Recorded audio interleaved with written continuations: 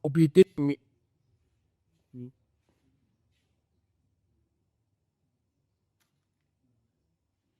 Propriété chimique. Comme pour les propriétés chimiques, nous allons voir la déshydratation. La déshydratation intermoléculaire.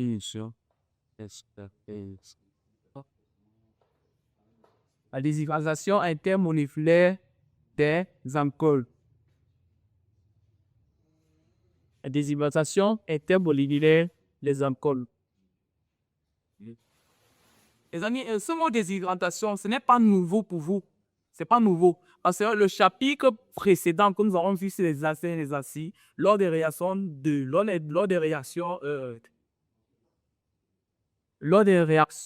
d'addition, nous on parlait de quoi? Déshydratation.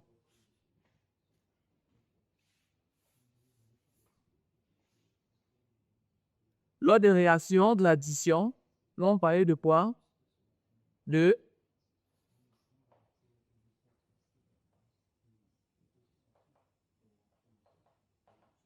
hydratation. Dans hydratation, il y a le verbe hydrater. N'est-ce pas? Et hydrater, si. Et quand on dit s'hydrater, bon, en explication simple, ça veut dire que tu consommes de l'eau. Non? Quand tu t'hydrates, ça veut dire que tu es en train de concevoir de l'eau. Donc, hydratation, n'est-ce pas? Son mot qu'on fait, c'est quoi? Son mot qu'on fait, c'est déshydratation.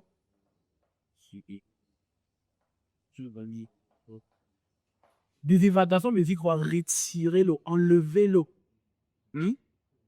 Hydrater veut dire consommer de l'eau, agiter de l'eau. Mais déshydratation veut dire enlever l'eau, enlever la molécule d'eau, retirer la molécule d'eau. Hydratation veut dire quoi? Agiter la molécule d'eau. Déshydratation veut dire enlever la molécule d'eau, retirer la molécule d'eau. Et on parle de quoi ici? De la déshydratation intermoléculaire des alcools. Et la déshydratation intermoléculaire des alcools nous fait tomber directement sur la formation d'un produit qui est aussi un composé oxygéné. Regardez-vous. La déshydratation intermoléculaire, n'est-ce pas? C'est l'élimination de la molécule d'eau entre deux molécules d'alcool. Déshydratation.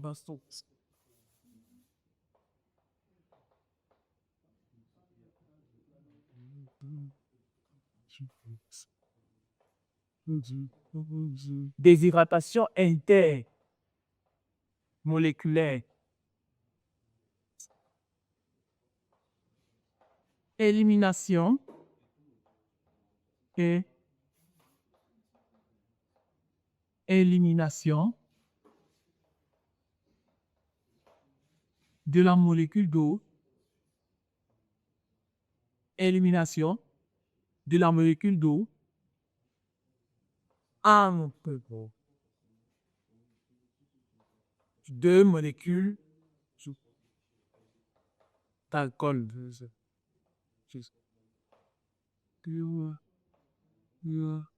Tout former un équerre. Former un équerre oxy. Donc, c'est ça l'hydratation intermoléculaire. C'est l'hydratation intermoléculaire. C'est-à-dire, c'est la formation d'un équerre oxy, n'est-ce pas? En éliminant la molécule d'eau entre deux molécules d'alcool. Je prends une molécule d'alcool, je prends encore une autre molécule d'alcool. Entre ces deux, n'est-ce pas, je retire l'eau. Et qu'est-ce qui va se former? L'équerre oxy, il y a un autre sous-produit qui est pour effectivement la molécule d'eau. Exemple. Bon. Exemple. Je pars directement à l'exemple pour me compter. Je prends comme exemple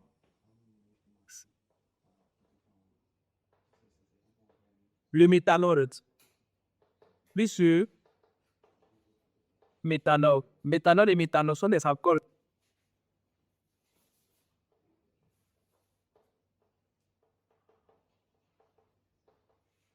Le méthanol plus le méthanol. Entre ces deux alcools, je vais effectuer quoi? La déshydratation intermoléculaire. Entre ces deux alcools, je vais effectuer quoi? La déshydratation intermoléculaire. Donc, entre ces deux alcools, je vais éliminer, je vais retirer, je vais enlever une molécule d'eau. Et qu'est-ce qui va se former? L'éther oxyde est aussi un composé oxygéné. C'est pour ça que je vous ai dit que quoi? Qu'en ballant, n'est-ce pas, dans ce châssis des alcools, nous allons chuter sur les autres composés oxygénés que vous allez voir en tendant un peu plus en profondeur. Donc, entre ces deux alcools, je vais éliminer la molécule d'eau. Donc, c'est de quoi? La molécule d'eau, sa formule chimique, c'est quoi? H2O. H2O. H2O. Ça veut dire quoi? Si le méthanol, s'il m'accorde le OH, c'est-à-dire, le méthanol, si, n'est-ce pas, m'apporte le OH, il va m'enlever quoi? Un atome d'hydrogène pour que ça me fasse quoi? La molécule d'eau. Ça veut dire que si le méthanol, si m'apporte le OH, alors le méthanol, il va m'apporter quoi? Le H. Donc, ça sera comme ça. Le méthanol, s'il m'apporte le OH, alors le méthanol, il va m'apporter quoi? L'atome H. Atome d'hydrogène. Si celui-ci en m'apportant l'hydrogène, celui-ci en m'apportant le OH, ça sort. Les deux vont faire le H2O qui est la molécule d'eau. Et qu'est-ce qui va se former? Le CH. Quand l'hydrogène s'y part, il reste le O ici. Quand le OH s'y part, il reste ça. Là. Ça veut dire quoi? Le méthanol, si est parti, le méthanol, si, n'est-ce pas, a libéré l'hydrogène. Et qu'est-ce qu'il reste? Il reste ça. Il reste ça. L'hydrogène, si. Ça veut dire le méthanol, si, a libéré. Il a laissé partir son atome d'hydrogène. Il reste ça. Alors, et le méthanol, c'est qu'est-ce qu'il fait? Lui, il libère, il laisse partir le groupement hydroxyde. Et il reste quoi?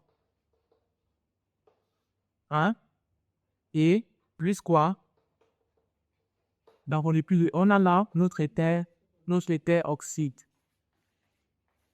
On a là notre éther oxyde. Il y a deux façons de nommer les éthers oxydes.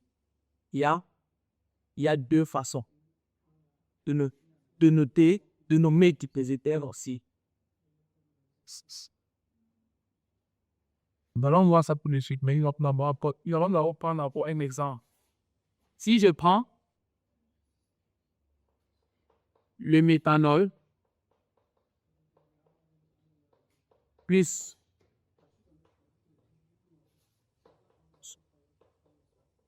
l'éthanol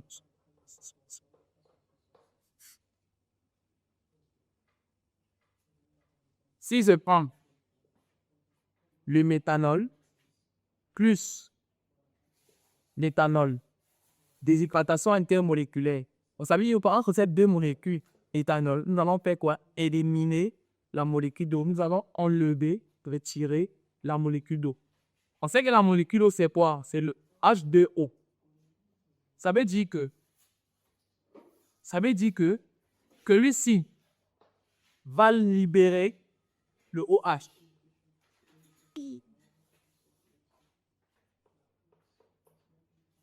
Celui-ci va libérer le OH. Donc, celui-ci libère le OH et il devient comme ceci. Il libère le OH et il devient comme ça. Et celui-ci fait quoi? Il libère l'hydrogène. Et il devient comme ceci. Et on a ici notre éther oscille plus l'eau. Celui-ci libère. L'éthanol libère dans le brûleur de OH. Et le bétanol libère quoi? L'hydrogène. Donc on obtient l'éther oxyde quoi? Plus l'eau. C'est ça la déshydratation intermoléculaire. Vous voyez, on entre deux molécules d'alcool, déshydratation intermoléculaire entre deux molécules d'alcool, on a retiré l'eau. On a enlevé l'eau. Alors nous avons essayé de les nommer. Donc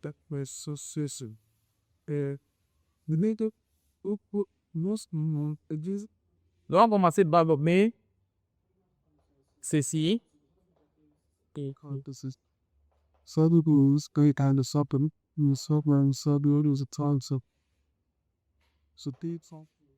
Pour nommer les éthers aussi, il y a deux façons. Il y a deux façons de nommer les éthers aussi. Il y a deux façons. Et ces deux façons dépendent, n'est-ce pas, de comment est constituée, n'est-ce pas, la structure des éthers aussi. En fait,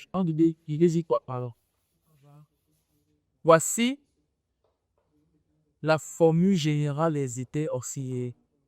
Voici la formule générale des éthers oxydés. La nomenclature des éthers oxydés, n'est-ce pas, dépend. La nomenclature des éthers oxydés dépend, n'est-ce pas, des radicaux R. Les radicaux R et RP. Il dit ceci, la nomenclature des éthers oxydés, n'est-ce pas, dépend des radicaux R et R. Si R est égal à R', une façon, moi, je vais nommer. Si R est différent de R', il y a une autre façon que je vais donner, mais ce n'est pas difficile. Ici, nous sommes dans quel cas? Ça, c'est R. Ça, c'est RP. Qu'est-ce que je remarque? Ici, R est égal à R'. Alors, pour nommer, c'est facile ou pas? R, c'est quoi? R, c'est le méthyle, non? Et R', c'est encore le méthyle. Alors, pour nommer, ça ici quoi? Di. Attention.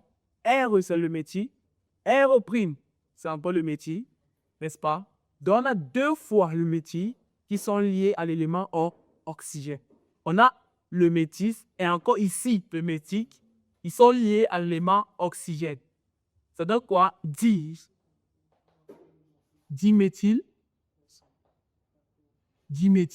éther. Diméthyl éther.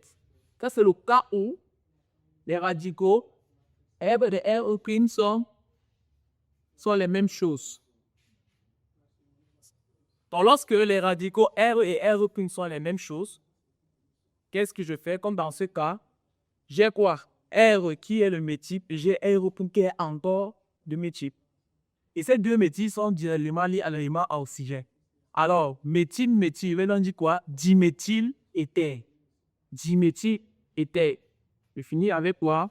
Éther. Diméthyl éther.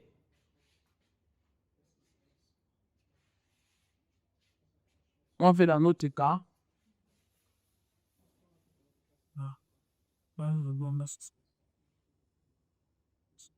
Dans notre cas, c'est quoi?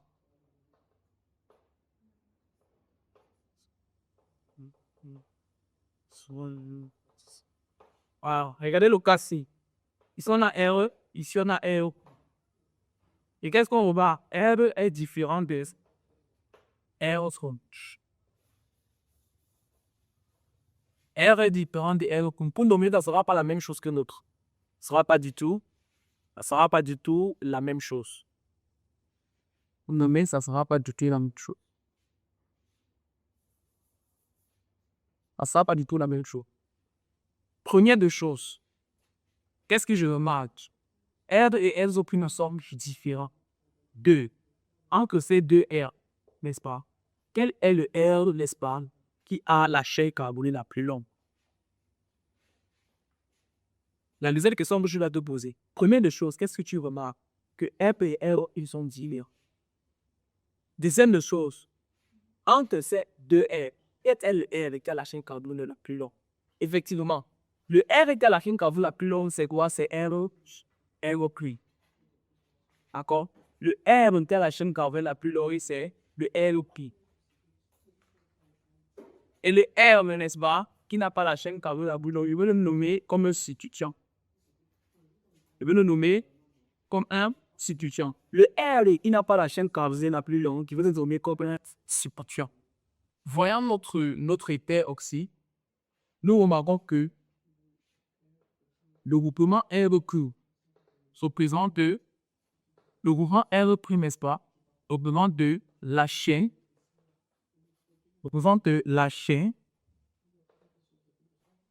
carbonée la plus longue.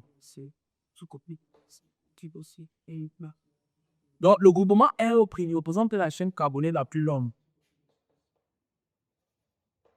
La chaîne carbonée la plus longue qui va nous donner quoi? Qui nous donne quoi? Qui nous donne la chaîne principale. Qui nous donne la chaîne. Il nous donne quoi? La chaîne principale.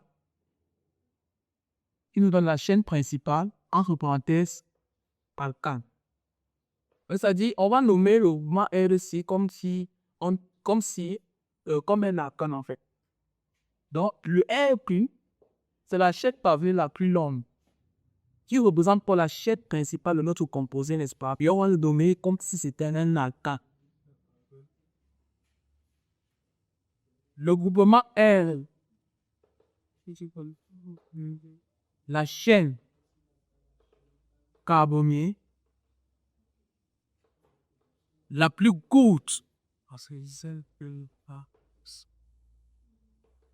Le groupement est la chaîne carbonée dans laquelle la chaîne carbonée la plus haute, n'est-ce pas? Forme, c'est-à-dire forme, n'est-ce pas? Forme un groupement, forme le groupe qui veut dire, forme le groupe, membre, forme un groupe, en forme le groupe, forme le groupe alkoxy. Forme le groupe alkoxy. Donc, nous sommes dans le cas, n'est-ce pas? Nous sommes dans le cas où R et R', n'est-ce pas, de l'éther oxy sont différents. R et R' de l'éther oxy sont comment? Sont différents. Et on remarque quoi? Voici un exemple qu'on a pris. On remarque que R', quand R et R' sont différents, R' n'est pas représente pour la chaîne carbonée la plus longue, puis c'est compte combien d'atomes dans 1 et 2. Donc, R représente pour la chaîne carbonée la plus longue, qui représente R représente encore pour la chaîne principale de notre éther oxy, qui sera nommée comme l'alcane. Alors que R, qui est la chaîne carbonée la plus courte, sachant qu'elle porte un atome de carbone, elle compte un atome de carbone, elle va former, n'est-ce pas, dans le blanc de l'éther aussi, le groupement alkoxy. Donc, en général,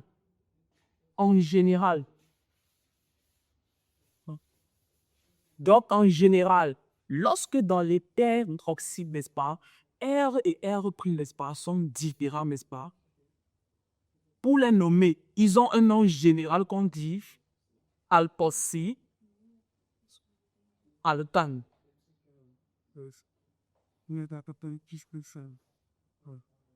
Alkoxy, alcane, deux points, R' différent de R. Je veux bien préciser R différent de R'.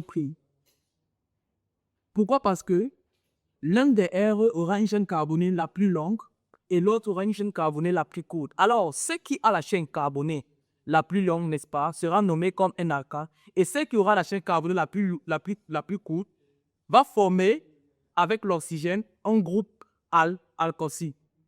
Et ça donne le nom général des éthers oxy lorsque R est différent de R', le nom de alkoxy alcane. Alors, pour nommer ce composé, n'est-ce pas, notre R étant la chaîne la plus courte va prendre la forme du groupe hydroxy. Et c'est quoi ici?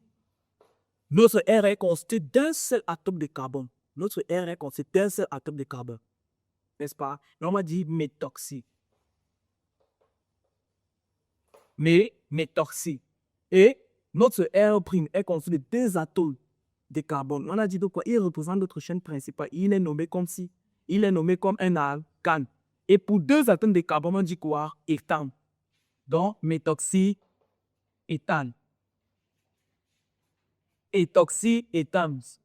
Qui est dit, éthoxy, éthane, qui correspond, n'est-ce pas, au nom général, n'est-ce pas, de alkoxy, alcane. On m'a dit que méthoxy vient de alkoxy et éthane vient de alcane. Donc, c'est ça. Méthoxy, éthane. Méthoxy, éthane. On va prendre notre exemple. Allez. On va prendre notre exemple. Si je prends.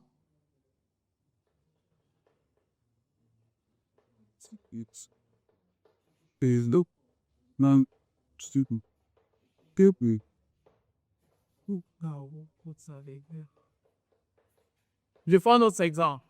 Ça, c'est dans le cas où R est différent de R'. Voici R, voici R'. R, voici R, voici R'. On remarque toujours quoi? Que R est différent de R'. Directement, c'est que nous constater que R, n'est-ce pas, est la chaîne carbonée la plus longue. Donc, on va la nommer comme la carbonation. R n'est pas. R est la chaîne carbonée la plus courte. Donc, on va la nommer comme le groupe alkosine. Et R a combien d'atomes de carbone? R a 2 atomes de carbone. Donc, alkosine, on va dire éthoxy. Top.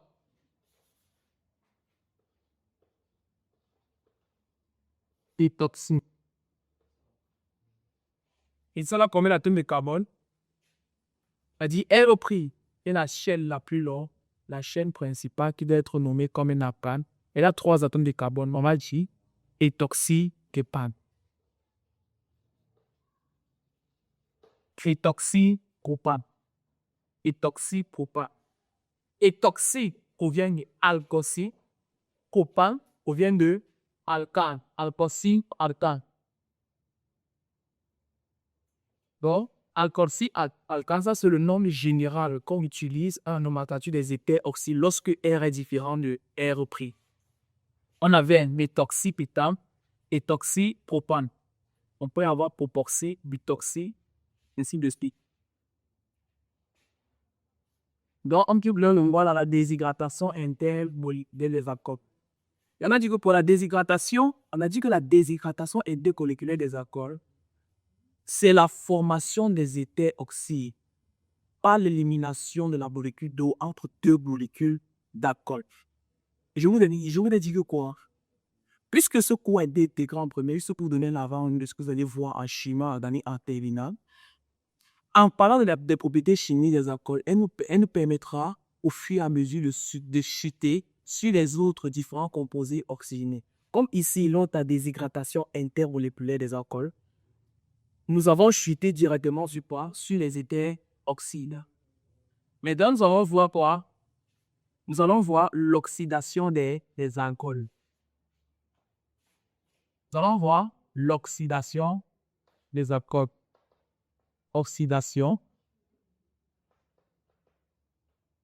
des alcools. Nous allons voir l'oxydation des alcools.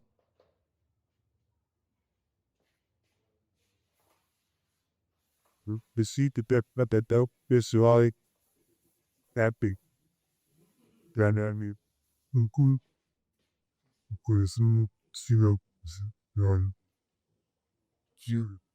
allons voir l'oxydation des alcools.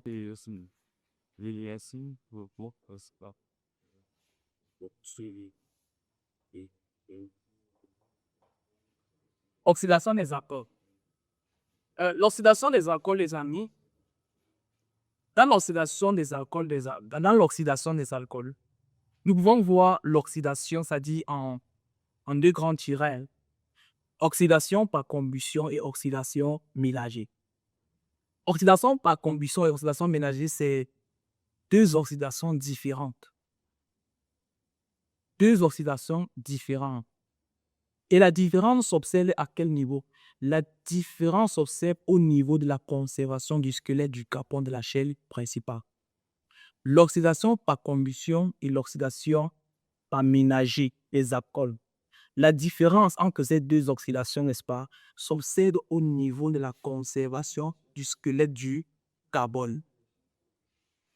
Si on parle de l'oxydation, si on parle de l'oxydation par combustion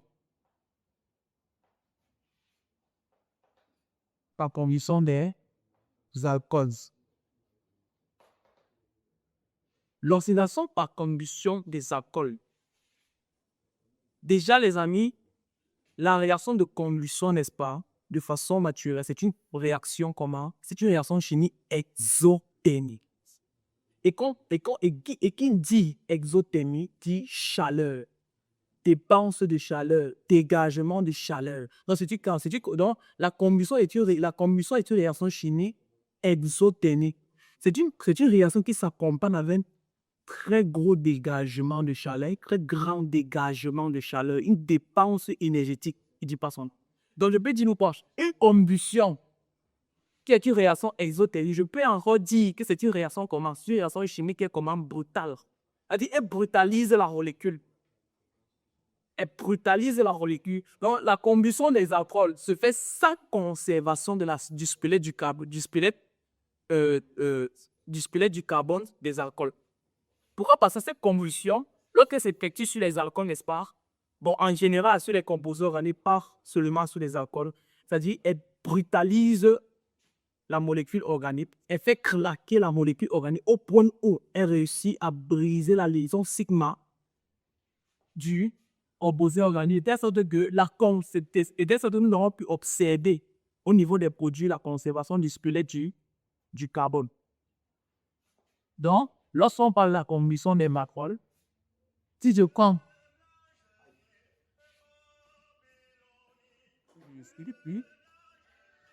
alors, nous avons donné l'équation bilan général de combustion des alcools.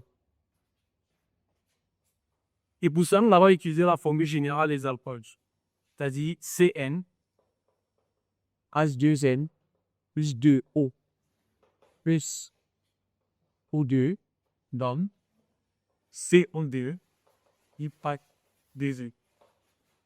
Le reste, c'est quoi?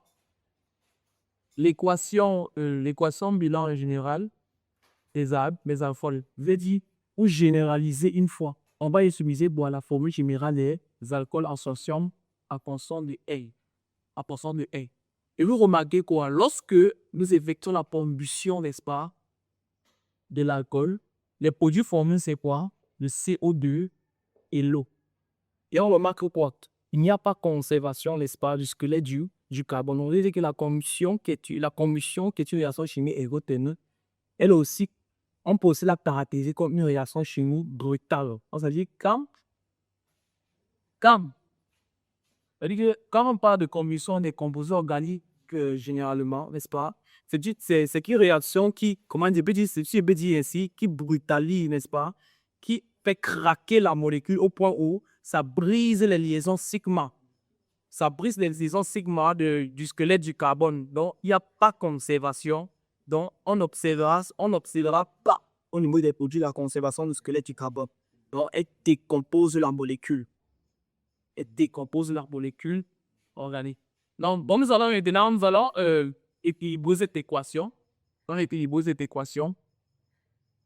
Vous nous avez déjà montré comment on équilibre ce genre d'équation sur les alcools avec une méthode que si vous maîtrisez, vous n'allez jamais rater comment on équilibre cette équation sans vouloir faxer. Regardez, nous avons ici le composé, c'est-à-dire nous avons ici l'alcool, c'est-à-dire la formule générale des alcools à portion de 1. Nous allons équilibrer. Ici, en tout, nous avons N atomes de carbone. Donc ici, en nous devons pouvoir N atomes de carbone. Là-bas, nous devons aussi avoir N atomes de carbone. Parce que vous savez là, ici, N. Maintenant, nous allons équilibrer en hydrogène. En tout, ici, nous avons quoi? N, 2L plus 2 atomes d'hydrogène. Nous avons 2N plus 2 atomes d'hydrogène. Là-bas, nous devons aussi avoir 2N plus 2 atomes d'hydrogène. Alors, nous allons ajouter N plus 1. En même temps, ici, N plus 1, ça va nous faire 2 fois N, on donne 2N, et 2 fois 2 donne 2. Donc, ça donne 2N plus 2. Donc, en ajoutant ici, N plus 1, ça va me N plus 1, ça va nous faire 2N plus 2 atomes d'hydrogène comme ici. Maintenant, nous allons équilibrer à l'oxygène. Pour équilibrer à l'oxygène, voici la méthode. Pour équilibrer à l'oxygène, voici la méthode. Je nomme ici X. Je nomme ici X. Alors, le but, c'est de trouver X, n'est-ce pas? De venir remplacer. Qu'est-ce que je fais? Ici, j'ai combien d'atomes de carbone au total? J'ai 1. Donc, ici, nous allons voir un atome d'oxygène. Plus. Ici, on aura combien d'atomes d'oxygène? Nous avons 2X. Parce que le but, c'est de trouver X. Je reprends. Ici, nous avons un atome d'oxygène que je mets 1. Plus, ici, nous avons 2X atomes d'oxygène. La flèche veut égale. Ici, nous avons combien d'atomes d'oxygène? Nous avons 2N. Nous avons 2N atomes d'oxygène. Nous avons 2N atomes d'oxygène. Plus,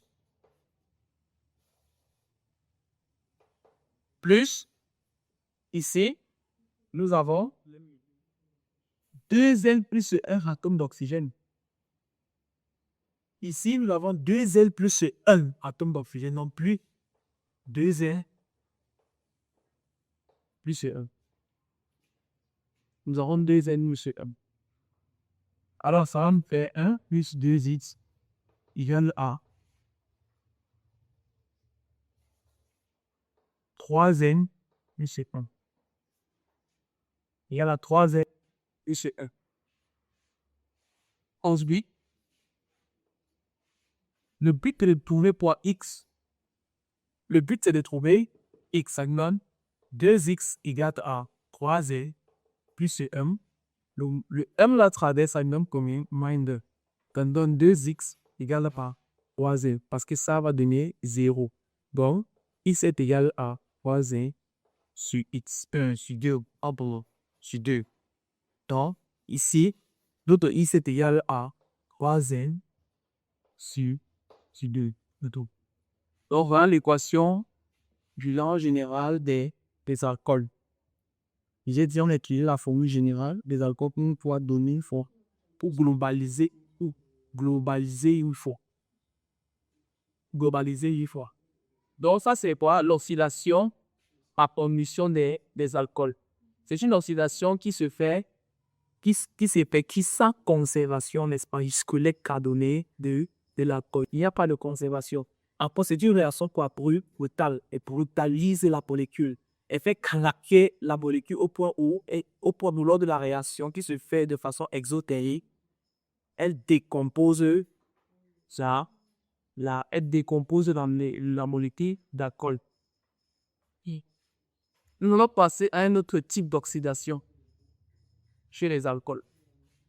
Et c'est là où vous devez vraiment être très attentif. Ouais, ça va revenir en 2001. Ce sera votre premier chapitre.